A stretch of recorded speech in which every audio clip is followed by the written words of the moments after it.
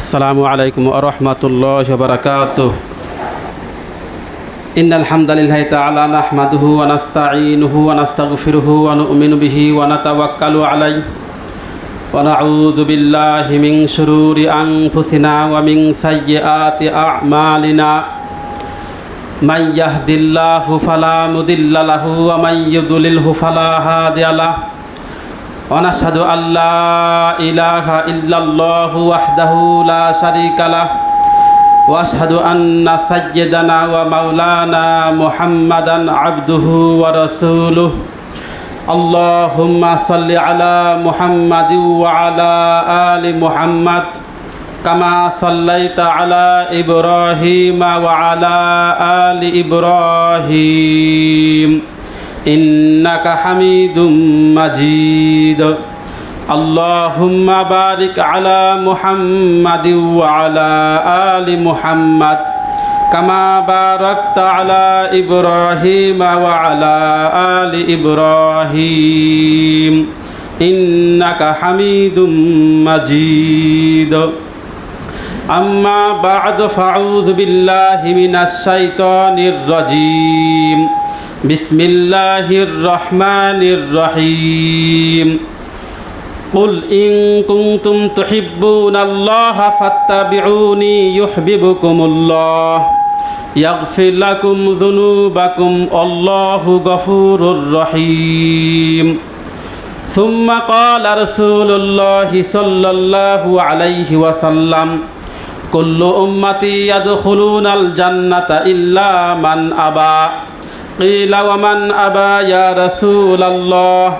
قال من عطاني دخل الجنة ومن عصاني فقد أبى. রাহুল বুখারী ও মুসলিম। দুনিয়াবি সকল কাজ থেকে মুক্ত করিয়া ফারেক করিয়া যে আল্লাহ সুবহানাহু ওয়া তাআলা আমাদেরকে তার পবিত্রকর মাসজিদে নিয়ে আসলেন, সবাই দিল থেকে শুকরিয়া আদায় করি আলহামদুলিল্লাহ। অসংখ্য দুরূদ ও সালাম বর্ষিত হোক সাইয়্যিদ বানি আদম সন্তানের সর্বশ্রেষ্ঠ সন্তান হযরতে মুহাম্মদ মুস্তাফা আহমদ মুস্তাফা সাল্লাল্লাহু আলাইহি ওয়াসাল্লাম এবং তার আহাল পরিবার পরিজন এবং তার থেকে নিয়ে কিয়ামত পর্যন্ত যত আগত পয়গম্বর যত আগত উম্মত দুনিয়াতে আসিবে সকলের উপরে সালাত ও সালাম বর্ষিত হোক। সকলেই বলি সাল্লাল্লাহু আলাইহি ওয়া আলিহি ওয়া আসহাবি আজমাইন। সম্মানিত উপস্থিতি, শুকরিয়া আদায় করা। আল্লাহ তাআলা বান্দাকে অগণিত নিয়ামত দান করেছেন, অগণিত নিয়ামত দান করেছেন। ওয়া ইন তাউদ্দু নিমাতাল্লাহি লা তুহসুহা। আল্লাহ তাআলা কোরআনে কারিমে ঘোষণা করেন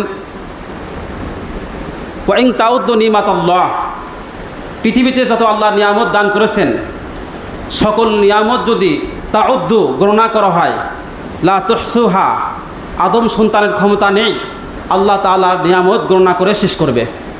এই ক্ষমতা আদম সন্তানের নেই।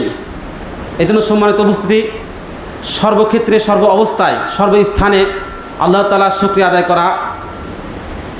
আলহামদুলিল্লাহ শব্দ দিয়ে শুকরিয়া আদায় হয়, সুবহানাল্লাহ শব্দ দিয়ে শুকরিয়া আদায় হয়, লা ইলাহা ইল্লাল্লাহ শব্দ দিয়ে শুকরিয়া আদায় হয়, লা হাওলা ওয়ালা কুওয়াতা ইল্লা বিল্লাহ বলে শুকরিয়া আদায় হয়, লা হাওলা ওয়ালা কুওয়াতা ইল্লা বিল্লাহ মাশা আল্লাহ বলে শুকরিয়া আদায় হয়, আল্লাহু আকবার বলিয়া শুকরিয়া আদায় হয়। এজন্য আল্লাহ সুবহানাহু ওয়া তাআলা বলেন, আদম সন্তান যদি নিয়ামত পাইয়া আল্লাহ তাআলার শুকরিয়া আদায় করে তাহলে আল্লাহ তাআলা তার নিয়ামত বাড়িয়ে দেন। এটা আল্লাহর ঘোষণা, আল্লাহর ওয়াদা।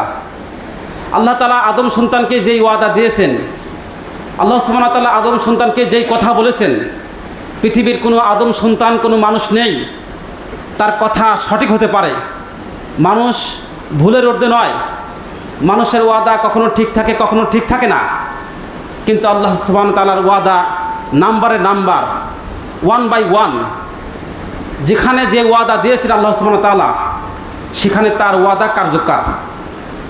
তা আল্লাহ সুবহানাহু ওয়া তাআলা বলেন, লা ইন শাকারতুম, কোনো আদম সন্তান যদি কোনো আদমের বেটা ও বিটি যদি নিয়ামত পাইয়া শুকরিয়া আদায় করে, লা আযিদান্নাকুম, তাহলে আল্লাহ সুবহানাহু ওয়া তাআলা তার নিয়ামত বাড়িয়ে দেয়। ওয়ালা ইন কাফারতুম, আর যদি নিয়ামত পাইয়া আল্লাহ তাআলা শুকরিয়া আদায় না করে, কুফরি করে, ইনকার করে, অস্বীকার করে, আল্লাহ তাআলা তার থেকে তার নিয়ামত ছিনিয়ে নেন। ইন্না আযাবি লাশাদীদ, এবং তাকে কঠিন শাস্তিতে গ্রেফতার করেন, বন্দী করেন।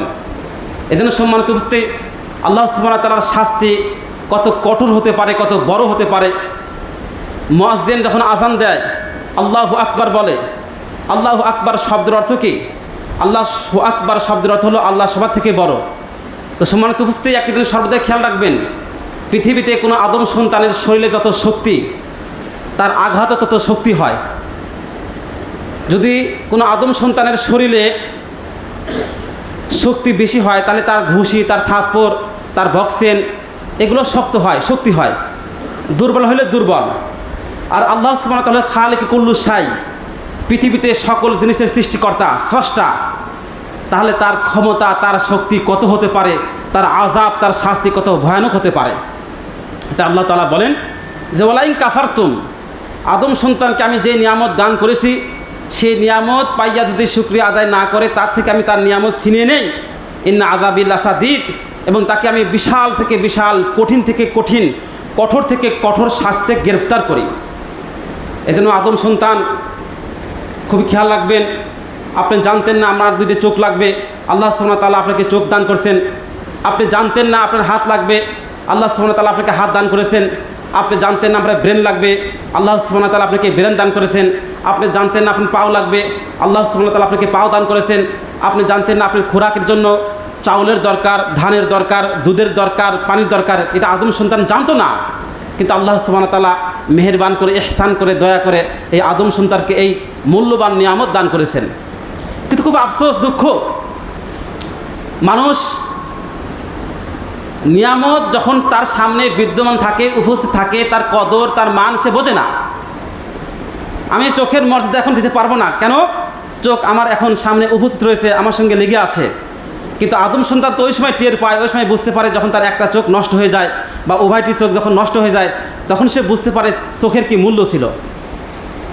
আমার সামনে এখন হাত রয়েছে, আমার সঙ্গে দুইটা হাত ভালো, সুস্থ রয়েছে, আল্লাহ সুবহানাহু ওয়া তাআলা সুস্থ রেখেছেন।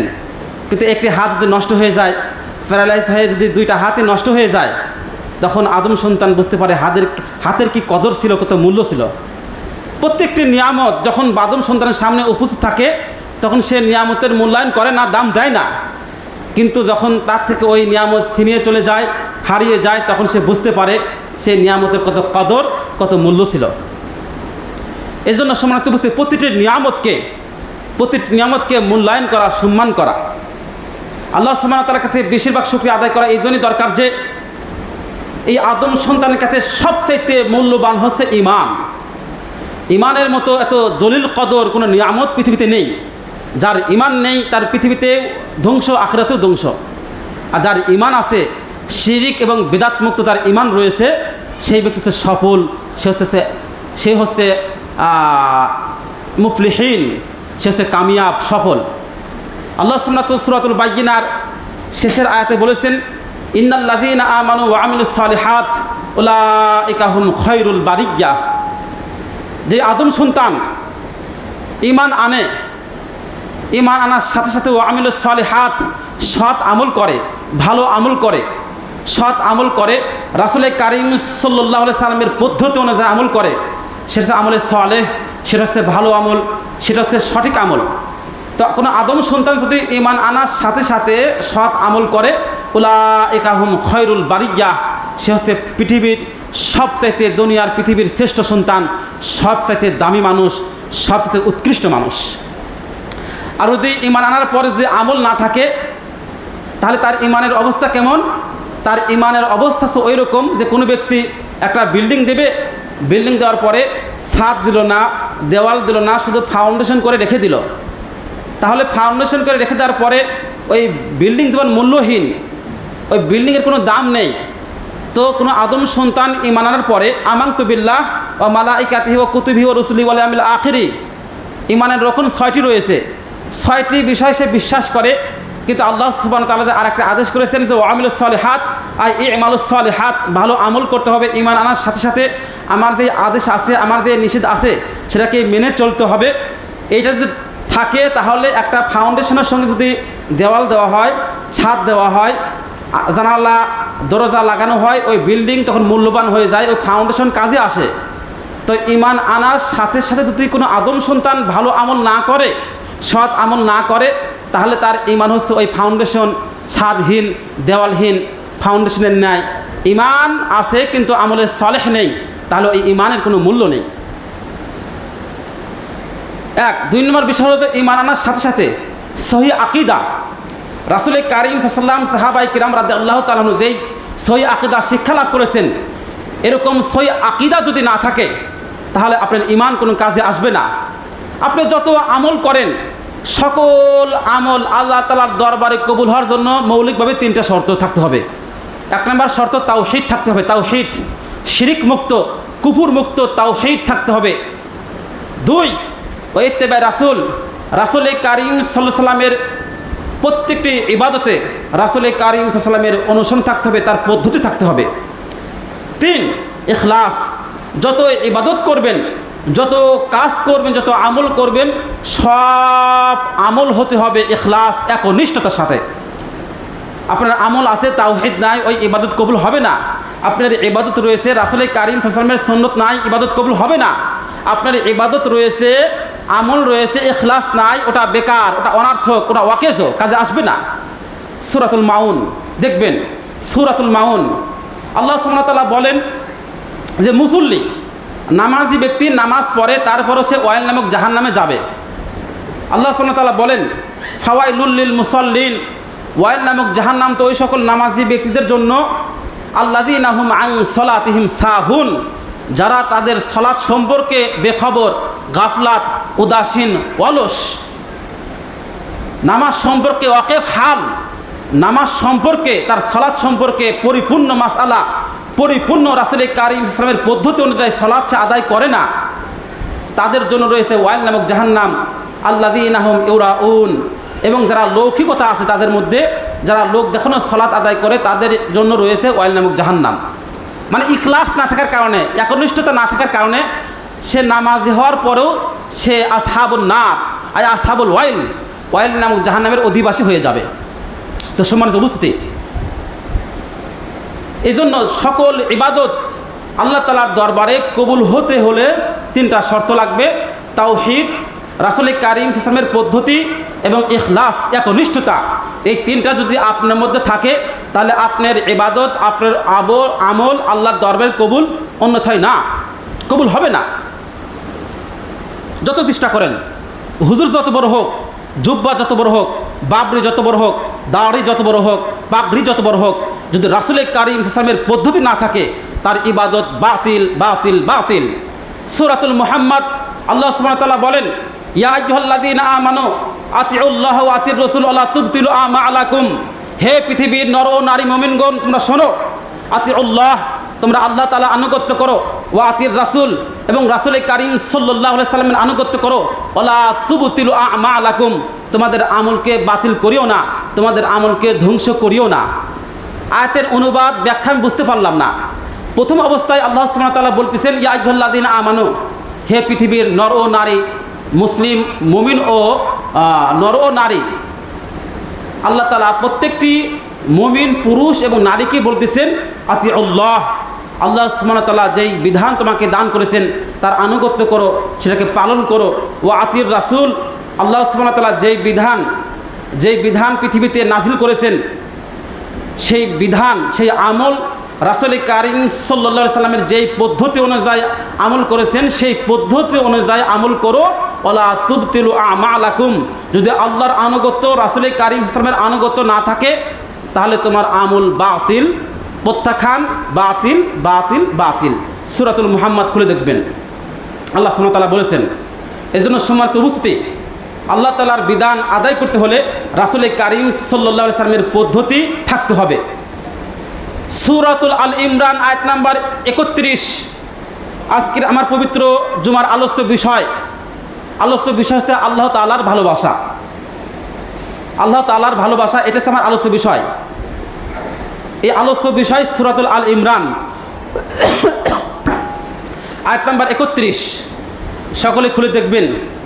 সম্মানিত উপস্থিতি, আমি এই আয়াতের অনুবাদের আগে একটা কথা বলে, সহি আকীদা আসতে হলে, আহলুল হাদিস হতে হলে লেখাপড়া করতে হয়।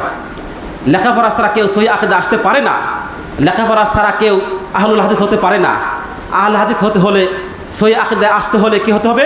লেখাপড়া কর্নেওয়ালা হতে হবে। লেখাপড়া নাই, আপনি সহি আকীদা বুঝবেন না, কোরআনও বুঝবেন না, হাদিসও বুঝবেন না। লেখাপড়া খুবই জরুরি। লেখাপড়া ছাড়া কোনো আদম সন্তান সফল হতে পারে না, কামিয়াবি হতে পারে না। আমি আপনাদের নিকটে একটা প্রশ্ন করি, ইসলামের বিধানে সর্বপ্রথম কোন বিধানটি ফরজ হয়?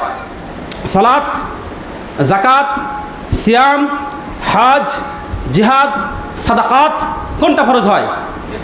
সর্বপ্রথম ফরজ হল ইকরা। ইকরা। হযরতে জিবরাইল আলাইহিস সালাম বিউফুকিল মুবিন, তার আসল আকৃতি নিয়ে দুই পাহাড়ের মাঝখানে আসা বলতেছেন, আমি লেখাপড়া সম্পর্কে একটু কথা বলে নেই। সূরাতুল আল ইমরানের 31 নম্বর আয়াতের অনুবাদের আগে আমি লেখাপড়া সম্পর্কে একটু কথা বলে নেই, তাহলে আয়াতের অর্থ বুঝতে সহজ হবে। সম্মানিত বুঝতে, জিবরাইল আমিন আল্লাহ তাআলার পক্ষ থেকে ওহী নিয়ে আসলেন বিউফুকিল মুবিন, দুই পাহাড়ের মাঝখানে তার আসল আকৃতি নিয়ে দুই পাহাড়ের মাঝখানে উপস্থিত আসিয়া বললেন, ইয়া মুহাম্মদ ইকরা। ইসলামের যেই সর্বপ্রথম যেই সূচনকালে যে শব্দটি ফরজ হয়েছিল তাহলে ইকরা। হযরতে জিবরাইল আলাইহিস সালাম আসিয়া বললেন, ইয়া মুহাম্মদ, হ্যাঁ মুহাম্মদ ইকরা, আপনি পড়ুন। রাসূল কারীম সাল্লাল্লাহু আলাইহি সাল্লাম বলেন, বুখারীর হাদিস প্রথম খণ্ড 1 নম্বর 2 নম্বর হাদিস, রাসূল কারীম সাল্লাল্লাহু আম্মা জান আয়েশা রাদিয়াল্লাহু তাআলা আনহা থেকে বর্ণিত, তিনি বলেন, জিবরাইল আমিন দুই পাহাড়ের মাঝখানে আসলেন। আসার পরে বললেন, ইয়া মুহাম্মদ, হে মুহাম্মদ ইকরা, আপনি পড়ুন। রাসূল কারীম সাল্লাল্লাহু আলাইহি সাল্লাম উত্তর দিলেন, মা আনা বিকারিন, আমি তো পড়তে জানি না, আমি পড়তে পারি না। দ্বিতীয়বার বললেন, ইয়া মুহাম্মদ ইকরা। দ্বিতীয়বার জিবরাইল আমিন বললেন, হে মুহাম্মদ আপনি পড়ুন। রাসূল কারীম সাল্লাল্লাহু আলাইহি সাল্লাম বললেন, মা আনা বিকারিন, আমি তো পড়তে জানি না। তৃতীয়বার বললেন, ইয়া মুহাম্মদ ইকরা। তৃতীয়বার জিবরাইল আমিন বললেন, হে মুহাম্মদ আপনি পড়ুন। রাসূল কারীম সাল্লাল্লাহু আলাইহি সাল্লাম বললেন, মা আনা বিকারিন, আমি পড়তে জানি না। চতুর্থবার ফাসাদ্দা মুহাম্মাদান সাল্লাল্লাহু আলাইহি সাল্লাম ইলা সাদরিহি ফাসাদ্দান শাদীদান আই হারাকাতান। জিবরাইল আমিন রাসূল কারীম সাল্লামকে বুকের দিকে টানলেন, টানার পরে ফা দাব্বা দাবাবাতান শাদীদাতান, বুকে নিয়ে এমন জোরে চাপ দিয়ে বললেন, ইকরা বিসমি রাব্বিকাল্লাযী খালাক, খলাকাল ইনসানা মিন আলাক, ইকরা ওয়া রাব্বুকাল আকরাম আল্লাযী আল্লামা বিল কলম আল্লামাল ইনসানা মা লাম ইয়ালাম। হে মুহাম্মদ আপনি পড়ুন, আপনি সেই রবের নামে, সেই প্রতিপালকের নামে, খলাকা, যিনি আপনাকে সৃষ্টি করেছেন, তার নামে আপনি পড়ুন। রাসূল কারীম সাল্লাল্লাহু আলাইহি ওয়াসাল্লাম এই শব্দ বলার পরে যখনই বলছে আপনার রবের নামে পড়ুন, যে রব সৃষ্টি করেছে, তখনই রাসূল কারীম সাল্লাল্লাহু আলাইহি ওয়াসাল্লাম পড়া শুরু করলেন, ইকরা বিসমি রাব্বিকাল্লাযী খালাক, খলাকাল ইনসানা মিন আলাক, ইকরা ওয়া রাব্বুকাল আকরাম আল্লাযী আল্লামা বিল কলম আল্লামাল ইনসানা মা লাম ইয়ালাম। রাসূল কারীম সাল্লাল্লাহু আলাইহি ওয়াসাল্লাম এই সূরাতুল আলাকের সর্বপ্রথম 5টি আয়াত অবতীর্ণ হয়। কোরআনে কারিমের সর্বপ্রথম যেই সূরাটি অবতীর্ণ হয়েছিল তা হলো সূরাতুল ইকরার প্রথম 5টি আয়াত। রাসূল কারীম সাল্লাল্লাহু আলাইহি ওয়াসাল্লাম পড়া শুরু করলেন। আমি আপনাদের কাছে একটা প্রশ্ন করি, জিবরাইল আমিন প্রথম তিনবার কিন্তু ইকরা ইকরা ইকরা, আপনি পড়ুন, আপনি পড়ুন, আপনি পড়ুন। রাসূল কারীম সাল্লাল্লাহু আলাইহি ওয়াসাল্লাম এক বাক্যে উত্তর দিয়েছেন, মা আনা বিকারিন, আমি পড়তে জানি না, আমি পড়তে জানি না। যখনই চতুর্থবার বললেন, ইকরা বিসমি রাব্বিকাল্লাযী খালাক, আপনি পড়ুন আপনার প্রতিপালকের নামে যিনি সৃষ্টি করেছেন, তখন রাসূল কারীম সাল্লাল্লাহু আলাইহি ওয়াসাল্লাম পড়া শুরু করলেন। প্রথম দিন পার কি যদি চতুর্থবার রাসূল কারীম সাল্লাল্লাহু আলাইহি ওয়াসাল্লাম পড়তে পারলেন, তাহলে প্রথম তিনবার কেন পড়লেন না? প্রথম তিনবার এই জন্যই পড়লেন না, কারণ প্রথম তিনবারে আল্লাহর নাম নাই, চতুর্থবার আল্লাহর নাম আছে বিধায় আল্লাহ রাসূল পড়া শুরু করলেন। এই আয়াত থেকেই, ইসলামের সূচনাকাল থেকেই বোঝা যায় লেখাপড়া হচ্ছে দুই প্রকার, একটা হচ্ছে জাগতিক শিক্ষা আর হচ্ছে পরকালীন শিক্ষা। জাগতিক শিক্ষার শুরুতে বিসমিল্লাহ নেই, আর পরকালীন শিক্ষার শুরুতে রয়েছে বিসমিল্লাহ। তখন রাসূল কারীম সাল্লাল্লাহু আলাইহি ওয়াসাল্লাম পড়া শুরু করলেন। সম্মানিত উপস্থিতি, ইসলামের বিধানে সর্বপ্রথম, ইসলামের সূচনাকালে সর্বপ্রথম যেই বিষয়টি, যেই বিধানটি ফরজ হয়েছিল তা হলো লেখাপড়া। পড়াশোনা করতে হবে, পড়াশোনা করলেই আপনি সঠিক ধর্ম পেয়ে যাবেন। সম্মানিত উপস্থিতি, এজন্য লেখাপড়া খুবই দরকার। তো সূরাতুল আল ইমরান আয়াত নাম্বার 31 আপনি খুলে দেখবেন, আপনি পড়তেই হবে, আপনাকে পড়তেই হবে, নাহলে আদম সন্তান সফল হবে না, আহলুল হাদিস সহি আকীদার লোক সফল হবে না। সফল হতে হলে লেখাপড়া করতে হবে, আপনি হতে হবে বিজ্ঞ। কলমের মাধ্যমে, মিডিয়ার মাধ্যমে সারা পৃথিবীতে কোরআন সুন্নাহর কায়েম প্রতিষ্ঠা করতেই হবে আমাদেরকে। এটা হচ্ছে আমাদের স্লোগান, এটা হচ্ছে আমাদের প্রচেষ্টা।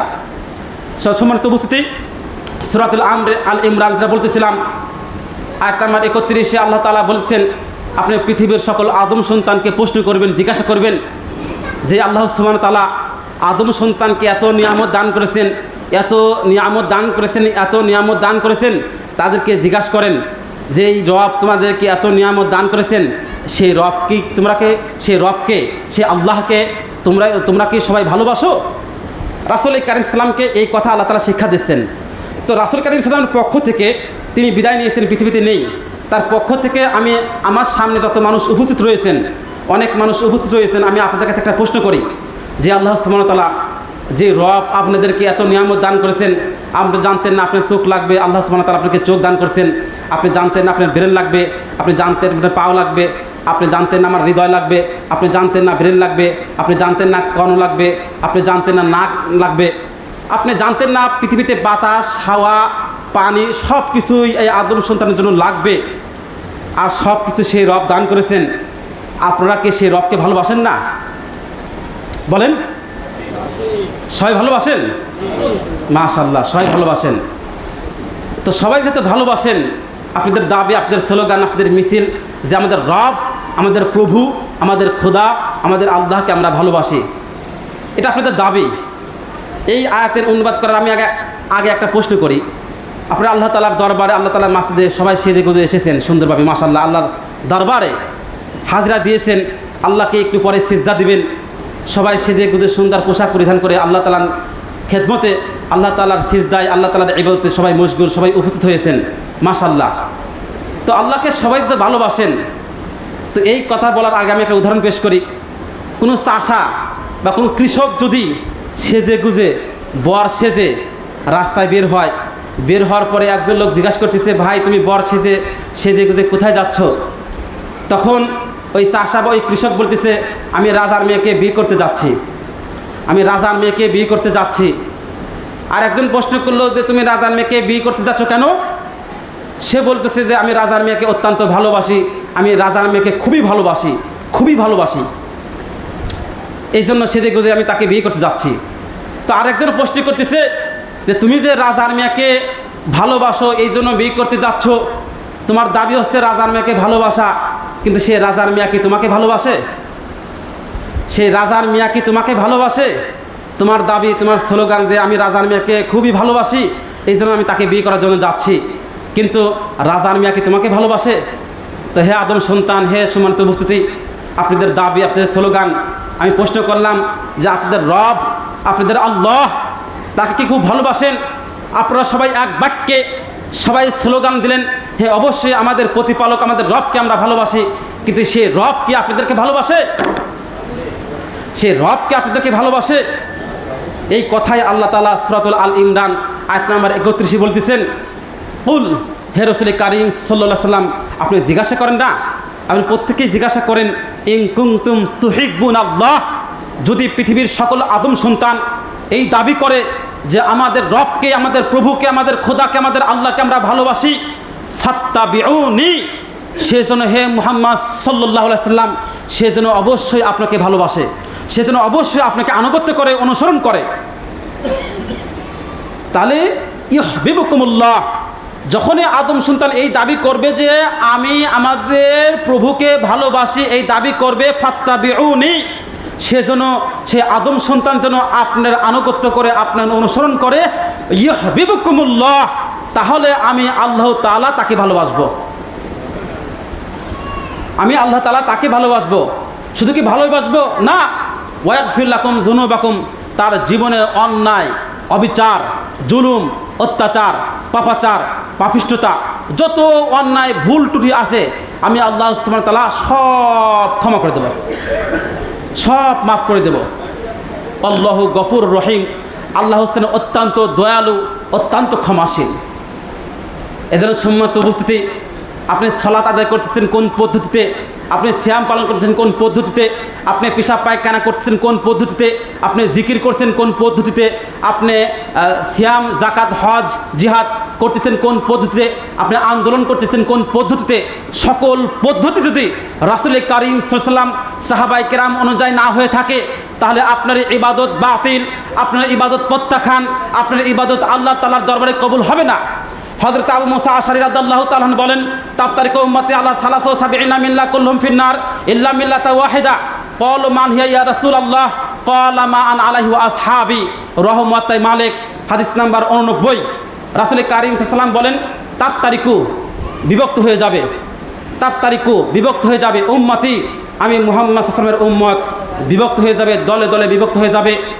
কুল্লুহুম ফিন্নার, সকল দল, সকল জামাত, সকল কাতার, সকল সাফ সবাই যাবে জাহান্নামে, ইল্লা মিল্লাতা ওয়াহিদা, এক কাতার, এক দল, এক জামাত ছাড়া।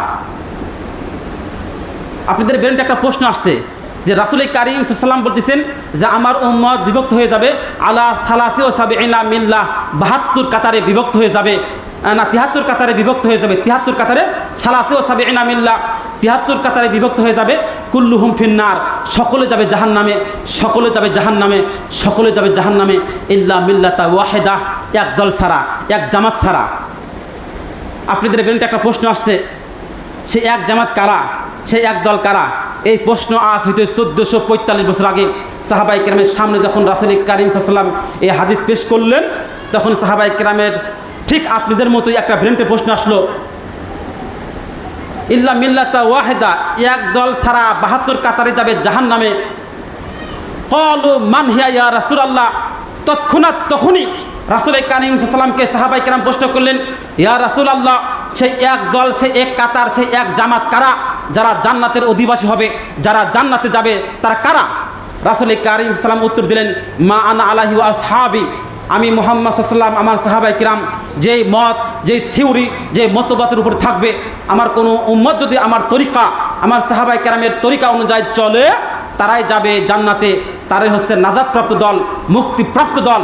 বাকি যত বড় হুজুর হোক না কেন, যদি রাসূল কারীম সাল্লাল্লাহু আলাইহি ওয়াসাল্লাম সাহাবায়ে কেরামের আনুগত্য না থাকে, তাহলে তারা যাবে জাহান্নামে, জাহান্নামে, জাহান্নামে।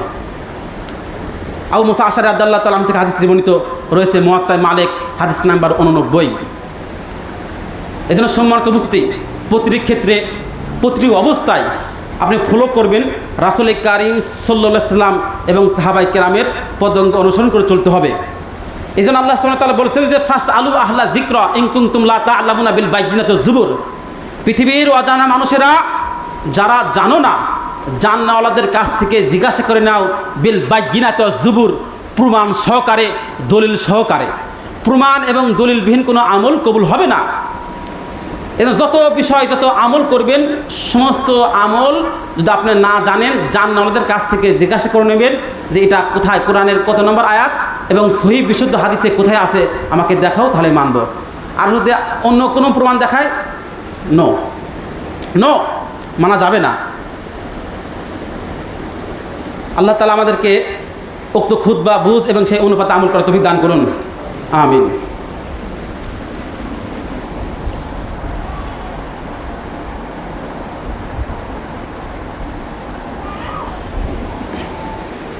আলহামদুলিল্লাহ নাহমাদুহু ওয়া নাস্তাঈনুহু ওয়া নাস্তাগফিরুহু ওয়া নু'মিনু বিহি ওয়া নাতাওয়াক্কালু আলাইহি ওয়া নাউযু বিল্লাহি মিন শুরুরি আনফুসিনা ওয়া মিন সাইয়্যাতি আ'মালিনা। মান ইয়াহদিল্লাহু ফালা মুদিল্লা লাহু ওয়া মান ইউদ্লিল ফালা হাদিয়া লাহু। ওয়া নাশহাদু আল্লা ইলাহা ইল্লাল্লাহু ওয়াহদাহু লা শারীকা লাহু ওয়া আশহাদু আন্না সাইয়্যিদানা ওয়া মাওলানা মুহাম্মাদান আবদুহু ওয়া রাসূলুহু। আম্মা বা'দু ফাআউযু বিল্লাহি মিনাশ শাইতানির রাজীম। বিসমিল্লাহির রহমানির রহিম। قل إن كنتم تحبون الله فاتبعوني يحببكم الله يغفر لكم ذنوبكم الله غفور رحيم. ثم قال الله تعالى لقد كان لكم في رسول الله أسوة حسنة.